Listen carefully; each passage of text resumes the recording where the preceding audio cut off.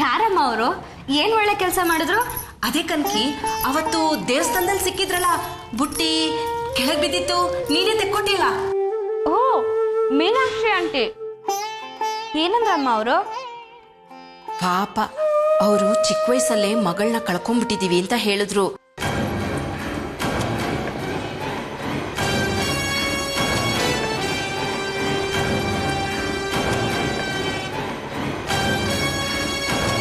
ಆ ಮಗಳು ಆದಷ್ಟು ಬೇಗ ಸಿಗ್ಲಿ ಅಂತ ಹರಕೆ ಕಟ್ಟಕ್ ಬಂದಿದ್ದೀವಿ ಅಂತಾನೂ ಹೇಳಿದ್ರು.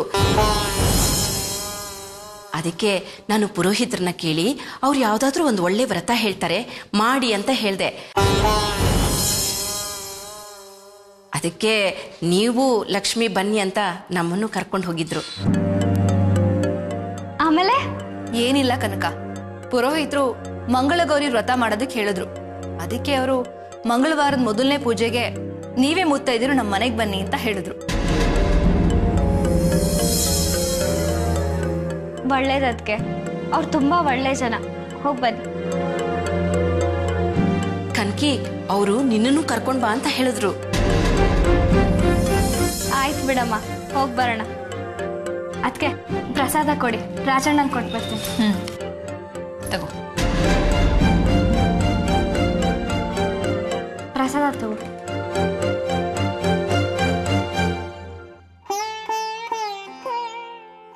ಕನ್ಕೋ, ಅದೇನೋ ಶ್ರೀಮಂತರು ಪೂಜೆ ಅಂತೆಲ್ಲ ಅಂತಿದ್ರಲ್ಲ, ಅದೇನು? ಯಾರವರು? ಅದೇಪ್ಪ, ಮೋಹನ್ ರಾವ್ ಮೀನಾಕ್ಷಿ ಅಂತ ಒಬ್ರಿದ್ದಾರೆ. ಅವ್ರು 18 ವರ್ಷದ ಹಿಂದೆ ಕಳ್ಕೊಂಡಿರೋ ಮಗಳನ್ನ ಹುಡುಕ್ತಿದ್ದಾರೆ ಅಂತ ಹೇಳಿದ್ನಲ್ಲ, ಅವರು ದೇವಸ್ಥಾನಕ್ಕೆ ಹೋಗಿದ್ರಂತೆ. ಅವ್ರ ಮಗಳು ಸಿಗ್ಲಿ ಅಂತ ಹರಕೆನೂ ಕಟ್ಟಿದಾರಂತೆ, ಜೊತೆಗೆ ವ್ರತನೂ ಮಾಡ್ತಿದಾರಂತೆ. ನೋಡಪ್ಪ, ಈ ಕಡೆಯಿಂದ ನಾನು ನನ್ನ ಪ್ರಯತ್ನ ಮಾಡ್ತಿದ್ದೀನಿ, ಅವರು ಆ ಕಡೆಯಿಂದ ದೇವರು ಪೂಜೆ ವ್ರತ ಅಂತೆಲ್ಲ ಪ್ರಯತ್ನ ಮಾಡ್ತಿದ್ದಾರೆ. ಒಟ್ನಲ್ಲಿ ಎರಡೂ ಕಡೆಯಿಂದ ಒಳ್ಳೇದಾಗಿ ಅವ್ರ ಮಗಳು ಸಿಗ್ಬೇಕು. ನನ್ನ ಪ್ರಕಾರ ಅವಳು ಆದಷ್ಟು ಬೇಗ ಸಿಗ್ತಾಳೆ, ಅದು ನನ್ನಿಂದಾನೇ ಸಿಗ್ತಾಳೆ.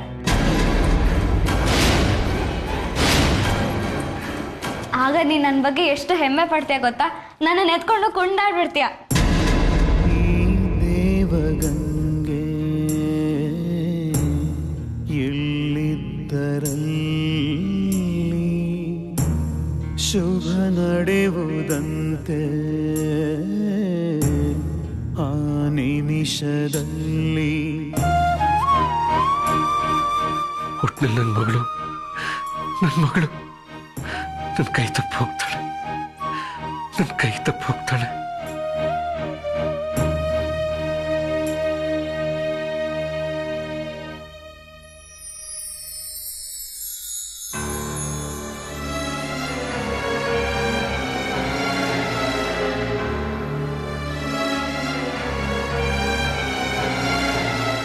ಮ್ಯಾನುಫ್ಯಾಕ್ಚರ್ ಆಗೋ ಪ್ರತಿ ಪ್ರಾಡಕ್ಟ್ಗೂ ಒಂದು ಎಕ್ಸ್ಪೈರಿ ಡೇಟ್ ಅನ್ನೋದಿರುತ್ತೆ.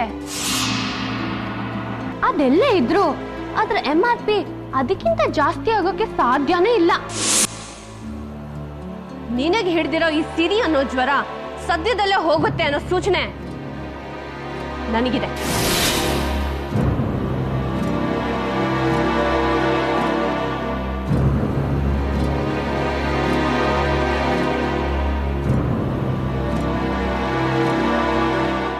ಆಕಾಶ್, ಏನು ಯೋಚನೆ ಮಾಡ್ತಿದ್ಯಾ? ಅಪ್ಪ, ಇವತ್ತು ಯಾಕೋ ಪ್ರಿಯಾ ತುಂಬಾ ವಿಚಿತ್ರವಾಗಿ ಮಾತಾಡಿದ್ನು. ವಿಚಿತ್ರವಾಗಿ ಏನ್ ಮಾತಾಡ್ದು? MRP ಎಕ್ಸ್ಪೈರಿ ಡೇಟು ನನ್ನ ಕೊನೆನೂ ಫಿಕ್ಸ್ ಆಗಿದೆ ಅಂತ ಏನೇನೋ ಹೇಳಿ ಆಲ್ಮೋಸ್ಟ್ ನನ್ನ ಕೆಲಸ ಹೋಗುತ್ತೆ, ನನ್ನ ಜವಾಬ್ದಾರಿಗಳನ್ನೆಲ್ಲ ಕಿತ್ಕೊಂಡ್ಬಿಡ್ತಾರೆ ಅನ್ನೋ ಅರ್ಥದಲ್ಲಿ ಹೇಳಿದ್ಲು.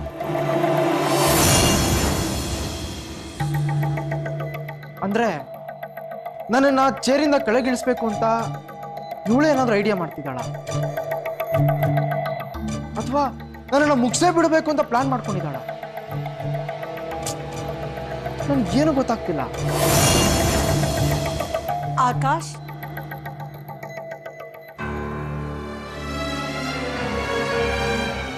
ನೋಡು, ದೊಡ್ಡವ್ರ ಸಹವಾಸ ಹೇಳಕ್ಕಾಗಲ್ಲ. ಅವಳು ಆ ರೀತಿ ಯೋಚನೆ ಮಾಡಿದ್ರು ಮಾಡಿರ್ಬೋದು. ನಿನ್ ಕೆಲಸ ಬಿಟ್ಬಿಡು.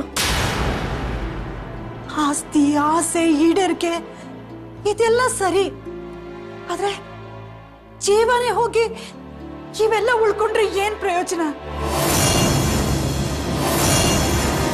ನನ್ಗೆ ಏನ್ ಮುಖ್ಯ ಕಣೋ, ಆಫೀಸು ವ್ಯವಹಾರ ಎಲ್ಲ ಬಿಟ್ಟು ಬಂದ್ಬಿಡು. ನಮ್ಗದ್ಯಾವುದು ಬೇಡ. ಏ ಭವ್ಯ,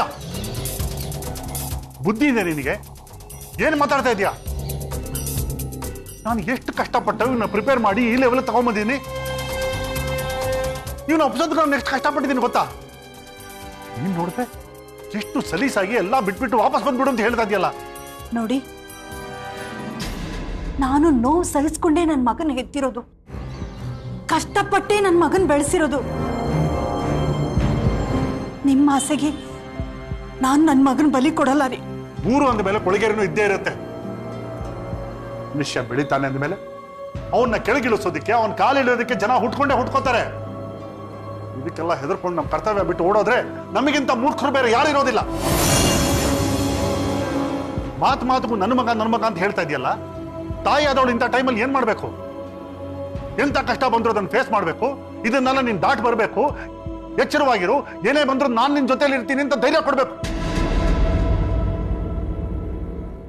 ಅದನ್ನ ಬಿಟ್ಬಿಟ್ಟು ಎಕ್ಕುಟ್ಟು ಹಾಳಾಗೋ ಮಾತಾಡಿ ಅವನಲ್ಲಿರೋ ಉತ್ಸಾಹಕ್ಕೆ ತಣ್ಣೀರು ಹರಿಸ್ತಾ ಇದೆಯಾ? ರೀ, ನಾನ್ ತಾಯಿ ರೀ. ನನಗ್ ಮುಖ್ಯವಾಗಿ ಬೇಕಾಗಿರೋದು ನನ್ನ ಮಗನ ಕ್ಷೇಮ. ಅವನ ಕ್ಷೇಮದ ಜೊತೆಲಿ ಅವ್ನ ಏಳಿಗೆನೂ ಬಯಸ್ತೀನಿ ನಾನು. ಅದಕ್ಕೆ ಅಡ್ಡಗಾಲ ಆಗ್ಬೇಡ. ಎಲ್ಲೋ ಯಾವ ಊರಲ್ಲೋ ಮಳೆ ಬರ್ತಾ ಇದೆ ಅಂದ್ರೆ ಈಗಲೇ ಛತ್ರಿ ಬಿಚ್ಚಿ ಹಿಡ್ಕೋಬೇಕಾಗಿಲ್ಲ. ಆದ್ರೂ ಇಲ್ಲೂ ಮಳೆ ಬರುತ್ತೆ ಅಂತ ಕಂಕಳಲ್ಲಿ ಛತ್ರಿ ಹಿಡ್ಕೊಂಡು ರೆಡಿ ಆಗಿರೋದು ಒಳ್ಳೇದಲ್ವೇನ್ರಿ? ಅಂತ ಒಂದು ಪರಿಸ್ಥಿತಿ ಬಂದ್ರೆ ಏನ್ ಮಾಡ್ಬೇಕು ಅಂತ ನಾನು ಅವನು ಗೈಡ್ ಮಾಡ್ತೀನಿ. ನೀನ್ ಸದ್ಯಕ್ಕೆ ಏನು ಹೇಳ್ಕೊಡ್ಬೇಡ. ಆ ಹಾಲನ್ನ ಕೊಡಿಲಿ, ಕೊಡು, ನಾನು ಅವನು ಕೊಡ್ತೀನಿ. ನೋಡು, ನನ್ನ ಮಗನಿಗೆ ಏನ್ ಮಾಡ್ಬೇಕು ಅಂತ ನನಗೆ ಚೆನ್ನಾಗಿ ಗೊತ್ತಿದೆ. ನೀನ್ ಇದ್ರಲ್ಲೆಲ್ಲ ಇಂಟರ್ಫಿಯರ್ ಆಗ್ಬೇಡ. ಹೋಗು ಒಂದೇ.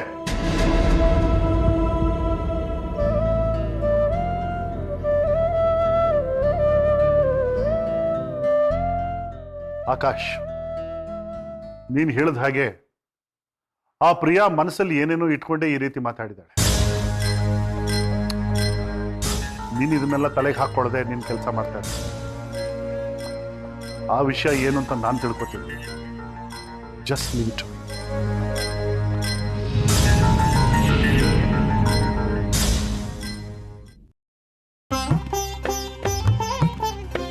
ಲಕ್ಷ್ಮಿ, ನೀನ್ ಇನ್ನೂ ರೆಡಿ ಆಗ್ಲಿಲ್ವಾ? 2 ನಿಮಿಷ ಆತೆ, ಬಂದ್ಬಿಡ್ತೀನಿ. ಅಷ್ಟ್ ದೊಡ್ಡ ಮನೆಗೆ ಹೋಗ್ಬೇಕು. ಈಗ್ಲಾದ್ರೂ ಬೇಗ ರೆಡಿ ಆಗ್ಬಾರ್ದಾ? ರೆಡಿ ಆಗು.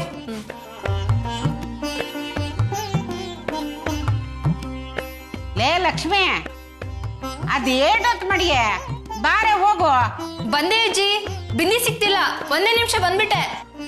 ಅದೇನು ಹುಡುಗಿನಪ್ಪ, ಒಂದ್ ಕಡೆ ಮಡ್ಗದ್ ಬಿಟ್ಬಿಟ್ಟು ಬರೀ ಹುಡ್ಕಡದೇ ನಿನ್ ಕ್ಯಾಮೆ ಆಯ್ತು. ಇವ್ರು ಆ ಮನೆಗೆ ಹೋದ್ರೆ ಅಲ್ಲಿ ಏನಾಯ್ತದೋ? ನಮ್ ಕಣ್ಕಾನೆ ಆ ಮನೆ ಮಗ ಅನ್ನೋದೇನಾದ್ರೂ ಗೊತ್ತಾಗೋದ್ರೆ ಏನ್ ಮಾಡೋದು? ಹೇಳಕ್ಕಾಗೋದಿಲ್ಲ. ಮಾತಲ್ಲಿ ಏನಾರ ಹೆಚ್ಚು ಕಮ್ಮಿ ಆಗೋದ್ರೆ ನಾನು ನನ್ನ ಮಗಿನ ಕಳ್ಕೋಬೇಕಾಯ್ತದೆ. ಇಲ್ಲ, ಅದಾಗಬಾರ್ದು.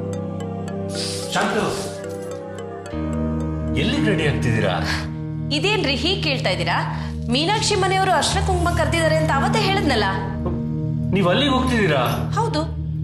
ಬೇಡ ಶಾಂತು, ಈಗ ನೀವು ಅಲ್ಲಿಗೆಲ್ಲ ಹೋಗ್ಬೇಡಿ. ಇದ್ಯಾಕ್ರಿ, ನಿಮಗೇನಾಯ್ತು? ಯಾಕೆ ಮಾವ, ಯಾಕೆ ಹೋಗ್ಬೇಡಿ ಅಂತಿದ್ದೀರಾ? ಅವರು ನಿಮ್ಮನ್ನು ಕನಕನ್ನು ಕರ್ಕೊಂಡ್ ಬನ್ನಿ ಅಂತ ಹೇಳಿದ್ರು. ಶಾಂತು, ನಿಗೇನ್ ಗೊತ್ತಾಗಕ್ಕಿಲ್ವಾ? ಅಷ್ಟು ದೊಡ್ಡ ಶ್ರೀಮಂತರು ಮನೆಗೆ ಹೋಗಿ ಮರ್ಯಾದೆ ಕಳ್ಕೊಬತ್ತೀರಾ? ಅಲ್ಲ ರೀ, ಮರ್ಯಾದೆ ಯಾಕೆ ಹೋಗುತ್ತೆ? ನಾವು ಹೋಗ್ತಿರೋದು ಬರೀ ಕುಂಕುಮಕ್ಕಷ್ಟೇ.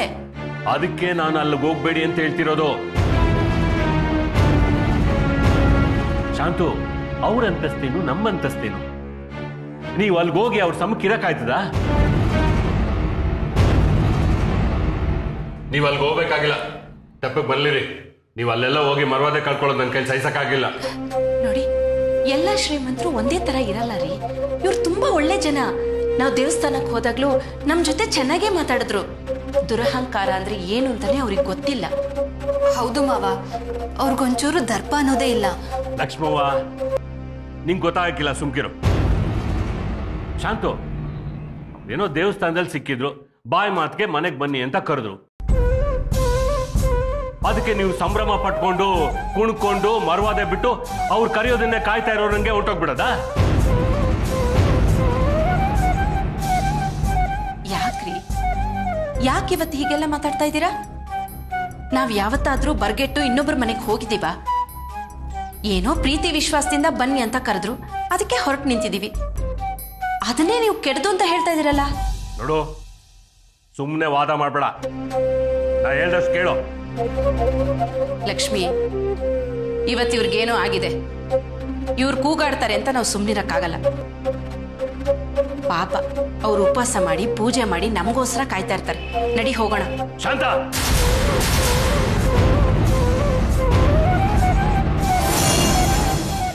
ರೀ, ಯಾವತ್ತೂ ಇಲ್ದಿದ್ದು ಇವತ್ತು ಯಾಕ್ರಿ ಹಠ ಮಾಡ್ತಾ ಇದ್ದೀರಾ? ನಾವೇನು ಅವ್ರು ಶ್ರೀಮಂತಿಗೆ ಮೆಚ್ಕೊಂಡು ಹೋಗ್ತಾ ಇಲ್ಲ, ಅದು ನಿಮ್ಗೂ ಗೊತ್ತು ತಾನೇ? ಶಾಂತು, ನೀ ಅಲ್ಲೆಲ್ಲ ಹೋಗ್ಬಾರ್ದು ಅಂತಲ್ಲ. ಬೆಳಗ್ಗೆಯಿಂದ ಯಾಕೋ ನನ್ ಗಳ್ಗಳಿಗೆ ಹೊಟ್ಟೆ ನೋವು ಬತ್ತಾದೆ. ನೀ ಜೊತೆಲಿರು ಅಂತ. ಲೇ ರಾಜ, ನೀನ್ ಒಟ್ಟೋಗೆ ಇವಳು ಇಲ್ಲಿದ್ದೇನ್ಲ ಬರ್ತಾಳೆ. ಅದಕ್ಕೆ ಬೇಕಾದ ಕಸಾಯ ನಾ ಮಾಡ್ಕೊಟ್ಟೇನು, ಇವಳು ಹೋಗ್ಲಿ ಬಿಡು.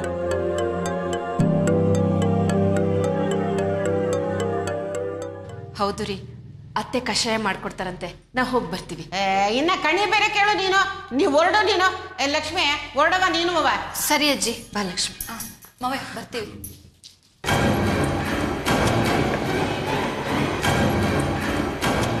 ಏ ರಾಜ, ಮಕಾಕಿ ಉಚ್ಕೊಳ್ಳೋ ಅಷ್ಟು ಹೊಟ್ಟೆ ನೋಯ್ತಾಯ್ತಾ?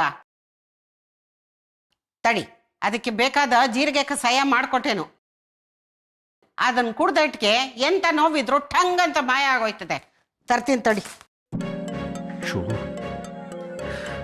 ನನ್ನ ಸಂಕಟನ ಯಾರು ಅರ್ಥನೇ ಮಾಡ್ಕೋತಾ ಇಲ್ವಲ್ಲ. ನಾನೇನ್ ಮಾಡ್ಲಿ, ಏನ್ ಮಾಡ್ಲಿ? ಆ ಕನಕವನ್ನು ನೋಡಿದ್ರೆ ಅವಳನ್ನ ಅವಳೇ ಹುಡುಕೋತಾ ಹೊಂಟವಳೆ. ಇವ್ರು ನೋಡಿದ್ರೆ ಅವ್ರ ಮನೆಯವ್ರ ಜೊತೆ ಗೆಳ್ತನ ಮಾಡಕ್ ಹೊಂಟವ್ರೆ. ಅವಳು ಹುಡುಕಾಟ, ಇವ್ರ ಗೆಳೆತನ ಎಲ್ಲ ಸೇರಿ ಯಾವತ್ತಾದ್ರೂ ಒಂದಿನ ನನ್ನ ಕೂತ್ಕೆಗೆ ಬಂದು ನಿಂತ್ಕೋತದೆ.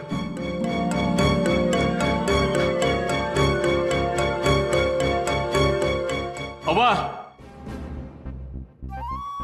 ನನ್ನ ಕಷಾಯ ಏನು ಬೇಡ, ನಾ ಹೊರಗಡೆ ಹೋಯ್ತಾವ್ನಿ. ಅಲ್ಲೇ ಏನಾದ್ರೂ ಮಾತ್ರೆ ನುಂಗ್ಕೋತೀನಿ, ಬರ್ತೀನಿ. ಲೇ ರಾಜ, ಏ ರಾಜಣ್ಣ ನಿಂತ್ಕೊಳ್ಳ. ಇತ್ತೀಚೆಗೆ ಯಾಕೆ ಹಿಂಗಾಡ್ತಾನೋ ಒಂದು ತಿಳಿಯಾಕಿಲ್ಲ. ಅದೇನಾಗೋಯ್ತೋ ಏನೋ.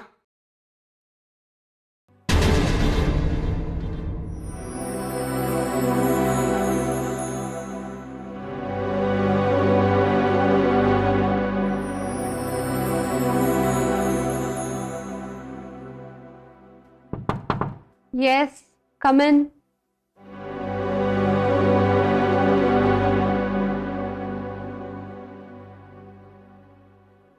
ಪ್ರಿಯಾ, ನಂಗೆ ಕಿವಿ ಕೇಳಿಸುತ್ತೆ. ಅದೇನು ಅಂತ ಹೇಳಿ.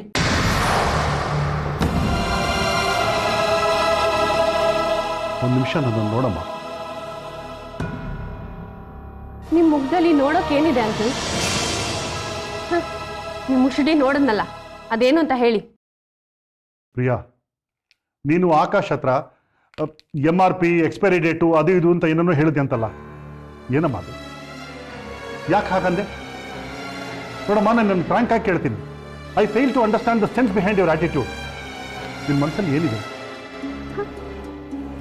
ನನ್ನ ಮನಸ್ಸಲ್ಲಿ ಏನಿದೆ? ನನ್ಗೇನು ಅನ್ನಿಸ್ತು ನಾನು ಅದನ್ನು ಹೇಳಿದೆ. ನೋಡಮ್ಮ, ನಿನ್ನ ಮಾತು ನನಗೂ ಅರ್ಥ ಆಗಿಲ್ಲ, ನನ್ನ ಮಗನಿಗೂ ಅರ್ಥ ಆಗಿಲ್ಲ. ಅದಕ್ಕೆ ನಿನ್ನ ಹತ್ರ ಡೈರೆಕ್ಟಾಗಿ ಕ್ಲಾರಿಫೈ ಮಾಡ್ಕೋಬೇಕು ಅಂತ ಇಲ್ಲಿಗೆ ಬಂದಿದ್ದೀನಿ. ನೋಡು, ನೀನು ಎಕ್ಸ್ಪೈರಿ ಡೇಟ್ ನನಗೆ ಹತ್ರ ಬಂದಿದೆ ಅಂತ ಹೇಳಿದ್ರೆ ಅದೊಂದು ಅರ್ಥ ಇದೆ. ಆದರೆ ನನ್ನ ಮಗನಿಗೆ ಯಾಕೆ ಹಾಗಂದೆ? ಹುಟ್ಟಿದ ಮೇಲೆ ಮನುಷ್ಯ ಸಾಯಲೇಬೇಕು ಅಂಕಲ್. ಹಾಗೆ ಮ್ಯಾನುಫ್ಯಾಕ್ಚರ್ ಆಗಿರೋ ಪ್ರತಿಯೊಂದು ವಸ್ತುಗೂ ಕೊನೆ ಡೇಟ್ ಅನ್ನೋದು ಇರಲೇಬೇಕು ಅಂದೆ ಅಷ್ಟೇ. ಇದರಲ್ಲಿ ತಲೆ ಕೆಡ್ಸ್ಕೊಳ್ಳುವಂತ ವಿಷಯ ಏನಿದೆ ಅಂಕಲ್?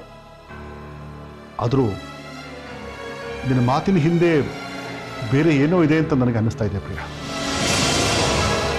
ಇರೋದಿಷ್ಟೇ ಅಂಕಲ್. ಕೋಗಿಲೆ ಕಾಗೆ ಗೂಡ್ಗೋಗಿ ಮೊಟ್ಟೆ ಇಡುತ್ತೆ. ಕಾಗೆ ಅದನ್ನು ತಂದೆ ಮೊಟ್ಟೆ ಅನ್ಕೊಂಡು ಕಾವು ಕೊಡುತ್ತೆ. ಆದ್ರೆ ಎಷ್ಟು ದಿನ? ಆ ಮೊಟ್ಟೆ ಮರಿ ಆಗೋವರೆಗೂ. ಆ ಮರಿ ಕಾಕ ಅನ್ನೋ ಬದಲು ಕುಹು ಕುಹು ಅನ್ನೋವರೆಗೂ ಅಷ್ಟೇ. ಅಂದ್ರೆ ರಾಂಗ್ ಐಡೆಂಟಿಟಿಯಲ್ಲಿ ರಾಂಗ್ ಪ್ಲೇಸಲ್ಲಿ ಬಹಳಷ್ಟು ದಿನ ಏನೂ ಉಳಿಯೋಕ್ಕಾಗಲ್ಲ ಅಲ್ವಾ ಅಂಕಲ್? ಇದನ್ನೇ ನಾನು ನಿಮ್ಮ ಮಗಂಗೆ ಹೇಳಿದ್ದು. ಕೋಗಿಲೆ ಎಷ್ಟೇ ರಾಗವಾಗಿ ಹಾಡಿದ್ರು ಕಾಗೆ ಅದನ್ನ ತಮ್ಮ ಕುಲ ತಮ್ಮ ಬಂಧು ಅಂತ ಯಾವತ್ತೂ ಒಪ್ಕೊಳ್ಳಲ್ಲ ಅಂಕಲ್. ಕೋಗಿಲೆಗೆ ಕಾಗೆ ಗೂಡಲ್ಲಿ ಬಾಯಿ ಮುಚ್ಕೊಂಡು ಇರೋರ್ಗಷ್ಟೇ ಜಾಗ. ಆಮೇಲೆ ನಾನು ಹೇಳ್ತಿರೋದು ನಿಮ್ಗೆ ಅರ್ಥ ಆಗ್ತಿದೆ ಅಲ್ವಾ ಅಂಕಲ್? ಏರ್ದೋನು ಕೆಳಗಿಳಿಲೇಬೇಕು. ಹಾಗೆ ಇನ್ನೊಬ್ರು ಸೀಟೇರಿ ಮಜಾ ಮಾಡ್ತಿರೋನು ಒಂದಲ್ಲ ಒಂದಿನ ಅದ್ರ ನಿಜವಾದ ವಾರಸ್ದಾರಿಗೆ ಸೀಟ್ ಬಿಟ್ಕೊಡ್ಲೇಬೇಕು ಅಂದೆ ಅಷ್ಟೇ.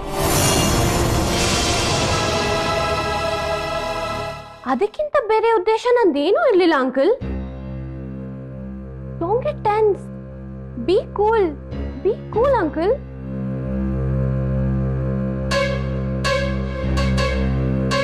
Okay, thank you.